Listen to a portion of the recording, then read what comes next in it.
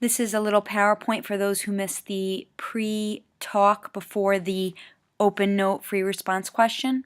You're writing the definitions, and then during the film, you'll be writing examples about these words. Minority influence is when one or a few people go against the group. Again, one or a few people go against the group. We talked a little bit about this in another class, but you want to write that definition down for number 1.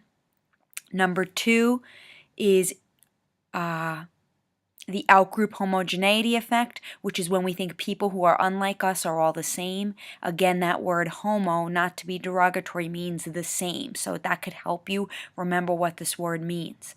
Number 3, in-group bias, is when we show a preference to people who are like us. So again, number 2, homogeneity, we think people who are unlike us are all the same, like guys saying women are all the same, or girls saying that men are all the same. And then in-group bias, we tend to show a preference to people who are similar to us.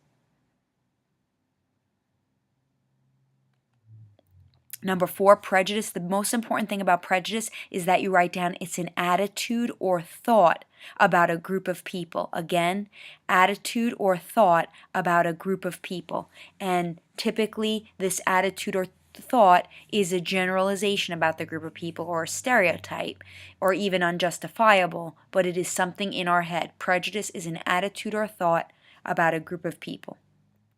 Number 7, sorry to make you skip, but you're going from number 4, flip the page to number 7. Discrimination is unlike prejudice in that discrimination is an action.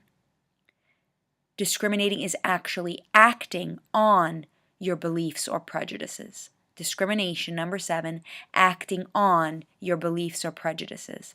Again, this action could be something that you do openly, it could be something that you do secretly or covertly, but it is something you do, like hiring or not hiring someone, name calling another group of people, or choosing one group over another group. You actually have to do something when it comes to discrimination. It can't just be a thought in your head. But the actions in discrimination are typically based on people's thoughts and beliefs. Actions based on our beliefs and prejudices.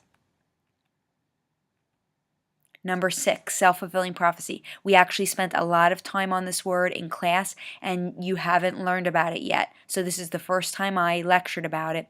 The self-fulfilling prophecy is when our beliefs and expectations create reality.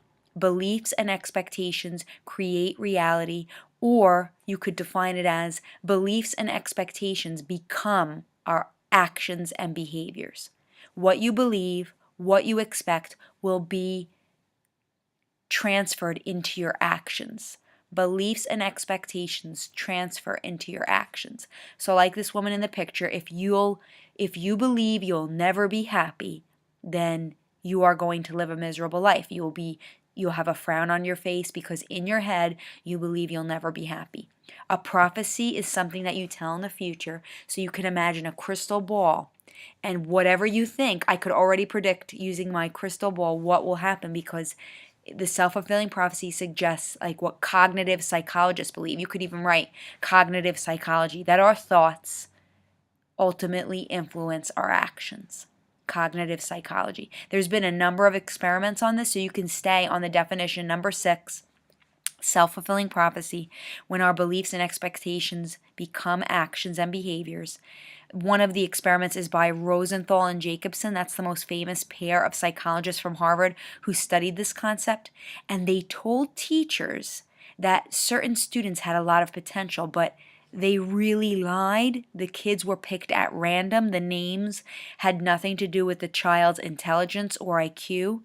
But interestingly enough, because the teachers believed certain students were smarter, those specific students showed significant improvements on their intelligence by the end of the year, because teachers expected more of them. They believed they were smarter. They called on them more. They smiled at them more. The idea being that your expectations, even a teacher's expectations, could influence your own actions. Another great experiment I love that Rosenthal did with another psychologist was he told half of his college students they had the dumb rats and the other half had the super genius rats.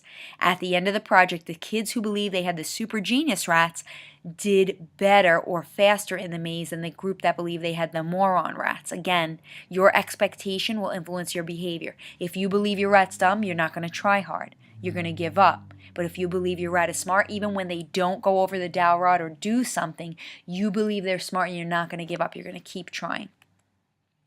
This is just one more study to show the idea of self-fulfilling prophecy. Again, like I said, we're using a lot of points here on self-fulfilling prophecy. But if you believe something about yourself, it will show itself in its actions. And the first African-American psychologists, Clark and Clark, it was a husband and wife team.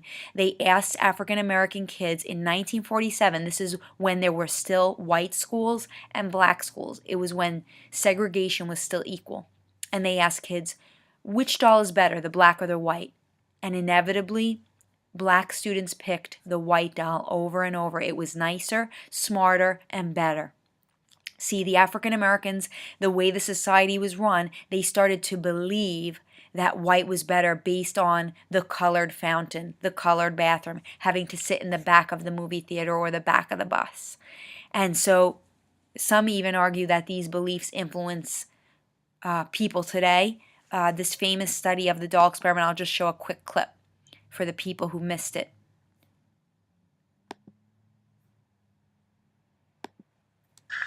Hello there. What's your name? Ginny. Ginny. That's a nice name. I'm Dr. Clark. Do you like dolls, Ginny? Do you have any dolls? No dolls at all? So how do I show out? Well, I have some dolls here. Want to see? Come on. I'll show you.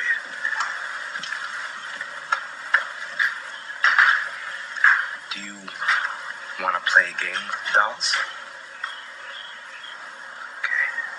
I'm going to ask you some questions, and you tell me the answers. You ready?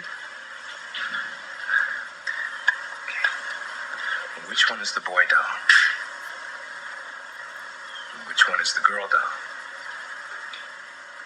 Good. Which one is the colored doll? And Ginny, I want you to hand me the doll that you'd like to play with.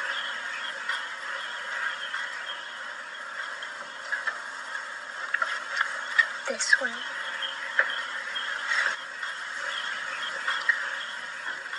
Now, give me the nice doll.